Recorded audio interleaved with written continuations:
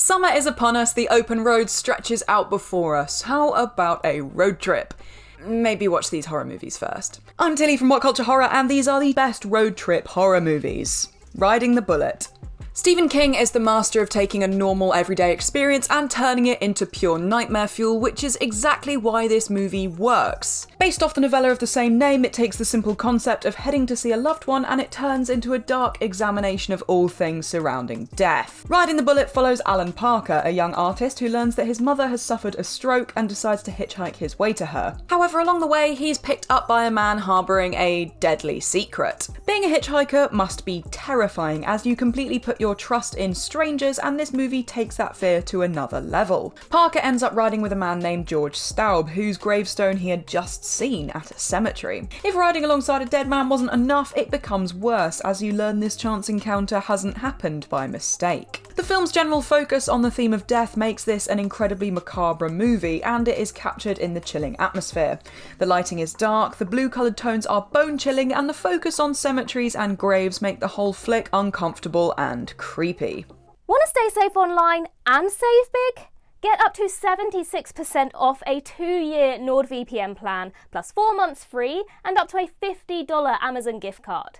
Just scan the QR code or click the link in the description, and it's all yours. Dead End. Part of what makes this film so intriguing is that it's actually a Christmas movie, taking place on Christmas Eve. But it's not really one you want to snuggle up with your family and watch by the fire. Not really that kind of movie. The movie follows a family who are travelling home to the father's in-laws to celebrate the holidays. On this trip, the father decides to take a shortcut, but this proves to be a fatal mistake, as they encounter a mysterious hitchhiker who begins a host of supernatural encounters, including an ominous hearse, mutilated bodies, and the one-by-one deaths of each family member. Dead End is a thoroughly bizarre title that meshes some truly horrifying scares with funny and awkward interactions as the family bicker and argue. The gradual descent into chaos becomes a vessel for their flaws to become exposed, and the true entertainment comes from seeing them unravel. Additionally, the deaths are handled so well, as instead of overindulging, the movie chooses to give you slight glimpses of gore and leaves the rest to your imagination. This makes the film feel a lot more real, as it focuses on the characters rather than outlandish and ridiculous depictions of violence. Wolf Creek. When it comes to thinking of wide open landscapes with nowhere to run or hide, the Australian outback springs to mind. This land is expansive and inescapable, making this film and the true events that inspired it all the more horrendous. The film centres on a group of 3 backpackers who are travelling across the Australian outback. Whilst on this journey, they encounter an eccentric stranger who helps them out when they need assistance. But soon he reveals his true nature as psychopathic and xenophobic and unleashes his sadistic desires upon these poor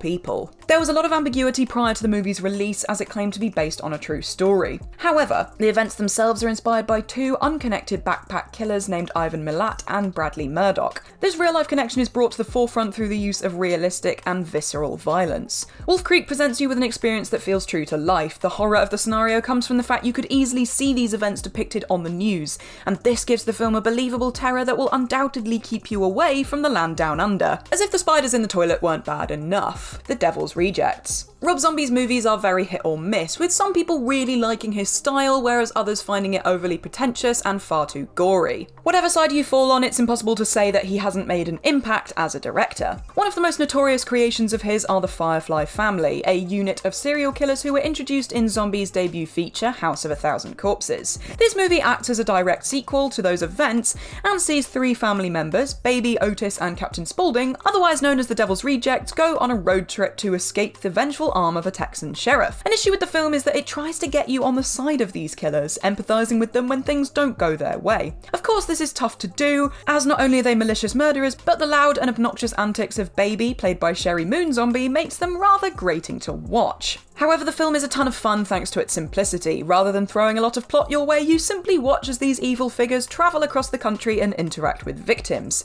They do make you feel a little bit complicit, as if you are a backseat Firefly passenger yourself though. High Tension. High Tension, also known as Switchblade Romance, is more renowned for its notorious, take it how you will, twist than the rest of the story. However, it is a gripping and pretty damn gory psychological horror movie that you should definitely check out. It also might make you reconsider your travel plans. It follows the best friend pair of Marie and Alex, who travel together to the latter's parents' house for the weekend. However, things take a drastic and violent turn when a serial killer starts to pursue them. The film is a highlight of the new French extremity movement of the early 2000s, and the gore and weirdly cathartic savagery make it particularly gritty and tough to sit through at times. Without spoiling it, the movie's twist ending was and still is rather divisive, as there are a few leaps in logic that keep it from being as smart as it wants to be. However, it is a must-see for horror fans, as it takes your standard slasher formula and subverts it beyond any and all expectations.